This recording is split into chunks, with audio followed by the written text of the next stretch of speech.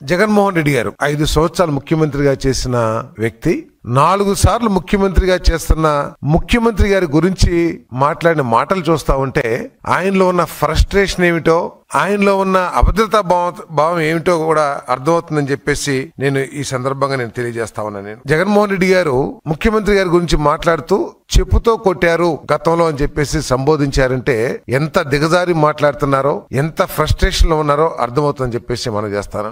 ఒకవేళ గతంలో జరిగిన సందర్భాలే లక్ష్యంగా ఈ రోజు ముఖ్యమంత్రి గారు ఆ విధంగా ప్రవర్తిస్తున్నారని అనుకుంటే, ఎవరి గురించి అయితే మీరు సంబోధించారో వారు గత 3-4 దశాబ్దాల నుంచి రాజకీయాల్లో ఉన్నారు. ఈ 3-4 దశాబ్దాల్లో 2 దశాబ్దాలు చంద్రబాబు నాయుడు గారు ముఖ్యమంత్రిగా ఉన్నారు. ఈ రోజు కూడా ఆయన కక్షపూరిత రాజకీయాన్ని ఎప్పుడు కూడా చేయలేదని చెప్పేసి మనం చేస్తాను.